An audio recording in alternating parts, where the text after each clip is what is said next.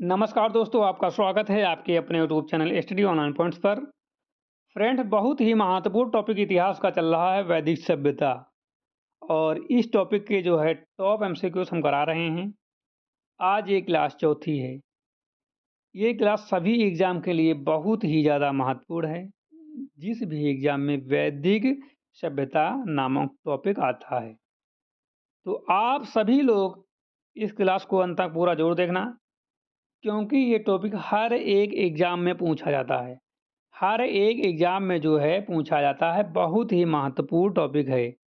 इस क्लास में हम सारे सिलेक्टेड क्वेश्चन लिए हैं, जो आपको एग्जाम में सीधे ऑप्शन के साथ देखने को मिल सकते हैं। तो आप सभी लोग इन क्वेश्चनों को अच्छे से तैयार कर लो। सारे क्वेश्चन जो हैं सिलेक्टेड हैं। जो भी बच्चे पहले की 3 क्लासें नहीं देखे हैं, वो सभी बच्चे जो है पहले की 3 क्लास जरूर देखो, क्योंकि जब आप लोग शुरू से देखोगे तो यह भी क्लास आपको अच्छे से समझ में आ जाएगी। ठीक है? हालाँकि क्वेश्चन एमसीक्यू बेस हैं, तो दिक्कत यहाँ भी नहीं होगी। यदि आप लोग क्लास 4 से भी स्टार्ट करते हो तब भी कोई दिक्कत नहीं होगी। लेकिन जितने महत्वपूर्ण क्वेश्चन आपके पहली, दूसरी और तीसरी क्लास में हो चुके हैं, वो क्वेश्चन यहाँ पे नहीं मिलेंगे। तो आप लोग उन सभी क्वेश्चनों को भी तैयार कर सकते हो, यदि आप लोगों का मन है पढ़ने में तो। अगर नहीं है तो आप लोग क्लास 4 से भी कंटिन्यू कर सकते हो। आज का पहला क्वेश्चन आ रहा है स्क्रीन पर। पहला क्वेश्चन है, ऋग वैदिक काल में शरीर के ऊपर ओढ़े जाने वाले चादर या वस्त्र को क्या कहा जाता था? तो शरीर के ऊपर जो ओढ़े जाते थे चादर या वस्त्र, उनको बोला जाता था अधिवास। क्या बोला जाता था? अधिवास। वैदिक काल में कमर के ऊपर से चादर या ओवरकोट की तरह ओढ़े जाने वाले ऊपरी वस्त्र को जो है अधिवास या ओढ़नी कहा जाता था। ठीक है? कहीं कहीं जो ओढ़नी भी बोलते थे, और जो है मैक्सिमम अधिवास बोला जाता था। ठीक है, नेक्स्ट।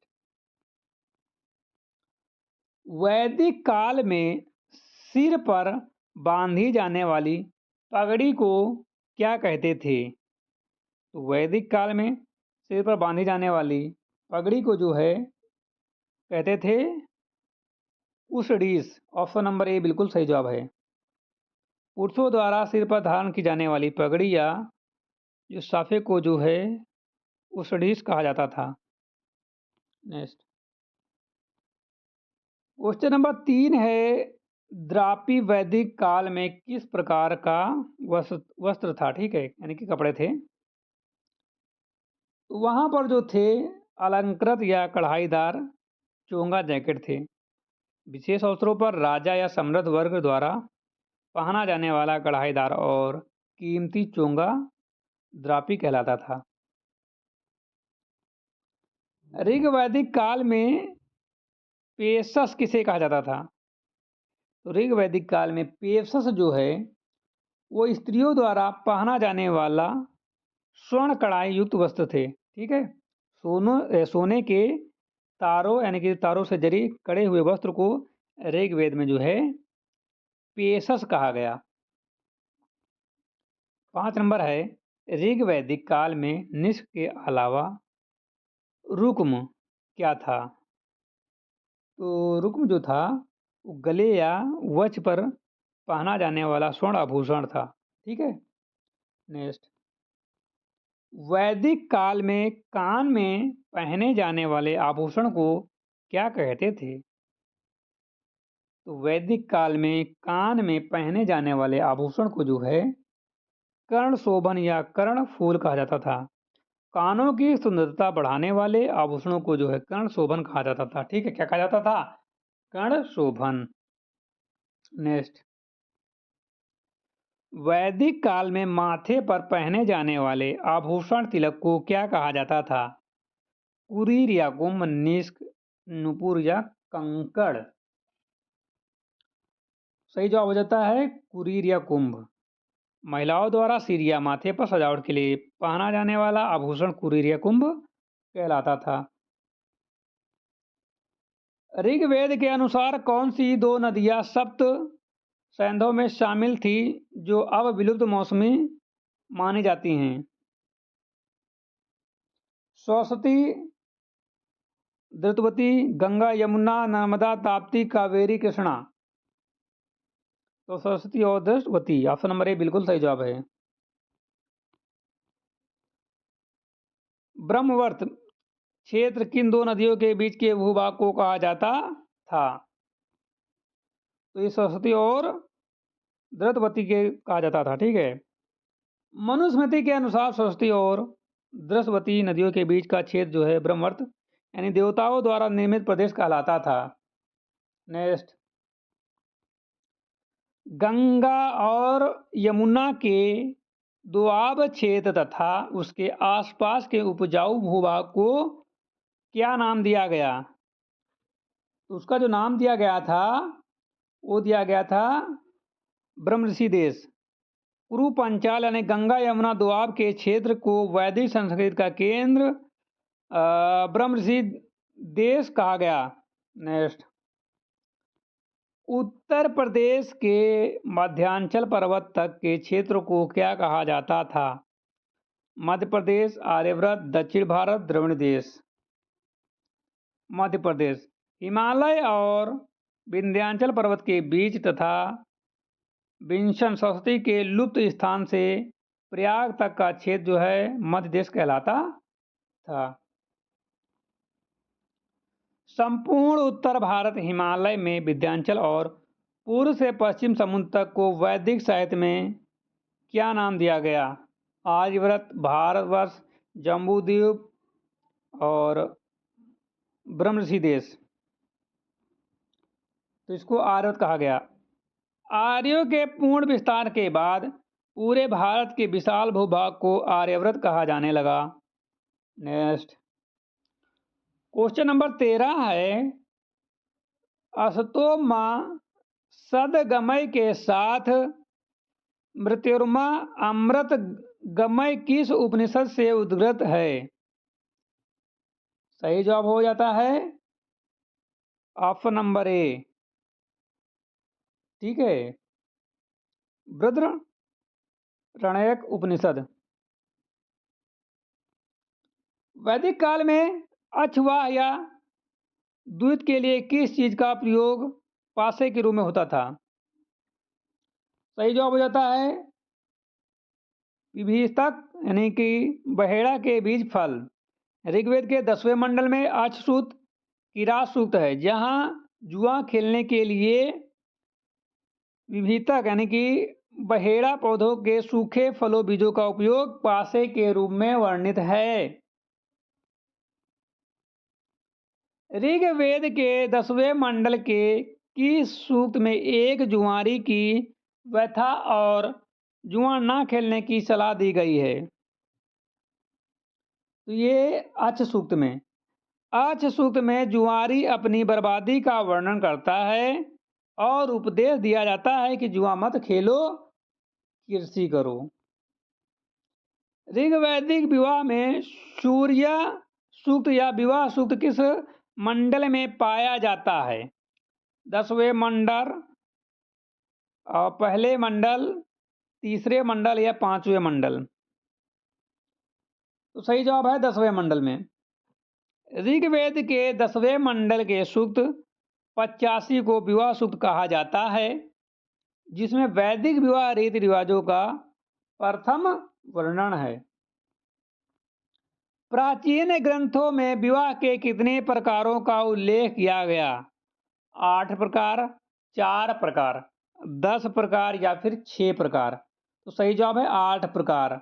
धर्मशास्त्रों और गृह सूत्रों में विवाह के 8 प्रकार बताए गए हैं। देख लीजिए कौन कौन से हैं। पहला ब्रह्म है, दूसरा देव है, तीसरा आर्ष है, चौथा प्रजापति है, पांचवा असुर है, छठा गंधर्व है, सातवां राक्षस है और आठवां पैशाच है। पैशाच को आपरस्त बोलते हैं और प्रजापति को जो है प्रशस्त या शुभ बोलते हैं, ठीक है। तो कुल मिलाकर 8 प्रकार थे, हमने 8 आपको बता दिए हैं। एक बार फिर से देख लीजिए। ब्रह्म पहला हो गया, दूसरा देव, तीसरा आर्ष, चौथा प्रजापति या प्रशस्त शुभ, छठा हो गया असुर, सातवां हो गया गंधर्व, नहीं सातवां हो गया राक्षस, आठवां होगा 50। एक बार दोबारा देख लीजिए। नंबर काउंटिंग में गलती हुई होगी।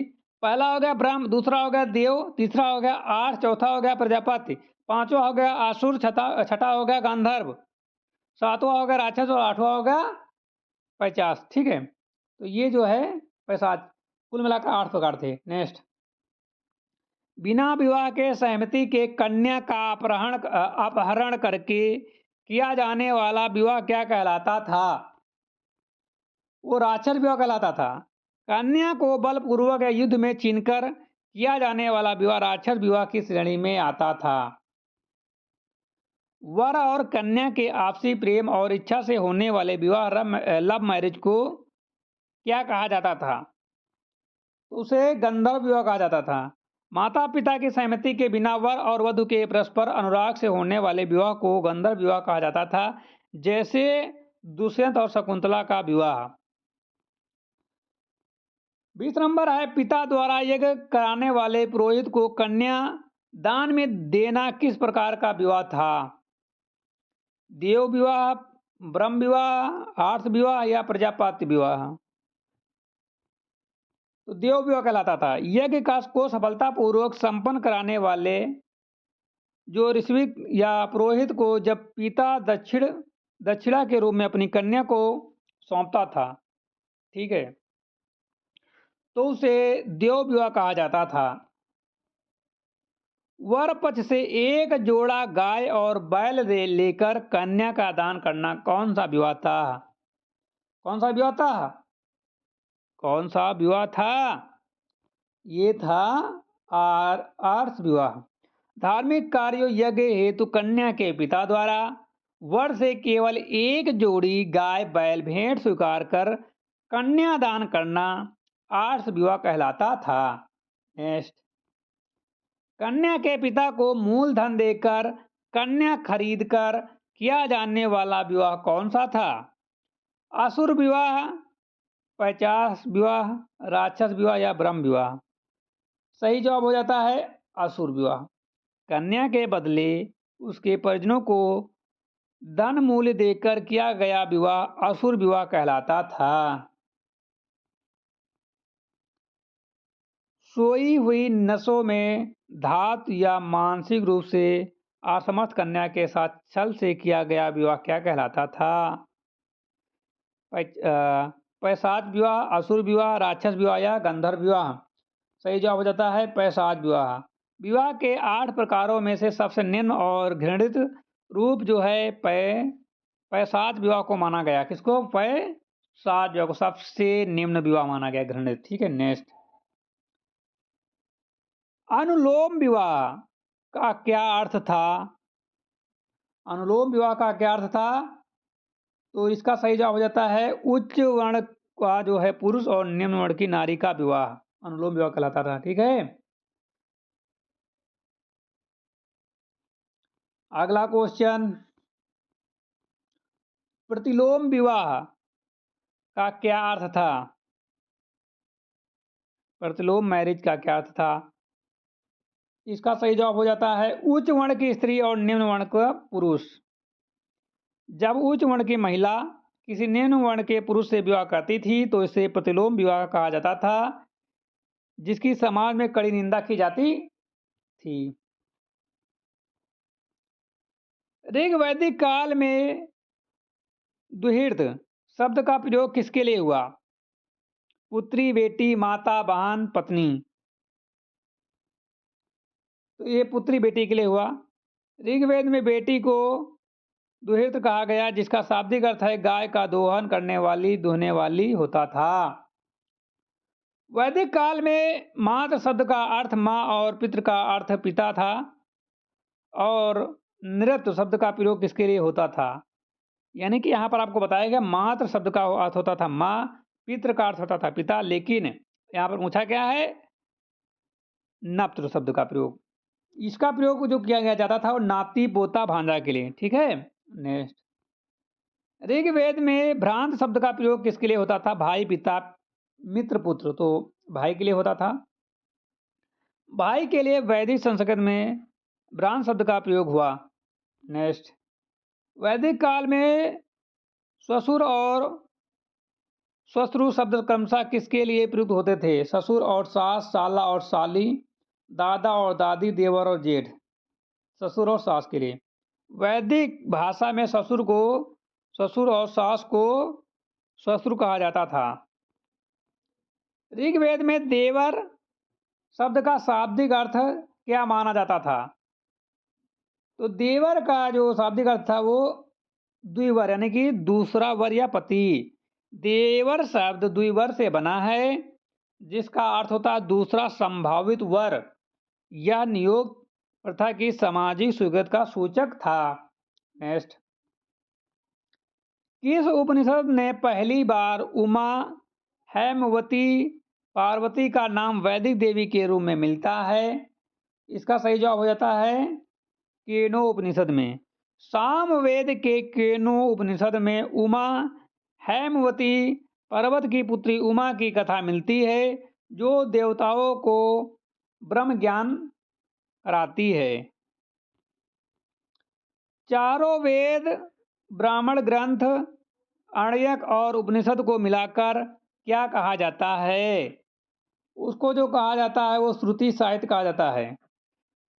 या संपूर्ण साहित्य श्रुति सुना हुआ और पीढ़ियों से मौखिक हस्तांतरित कहलाता है। इसे जो है अपरोसीय मानव द्वारा नहीं ईश्वर द्वारा रचित भी माना गया।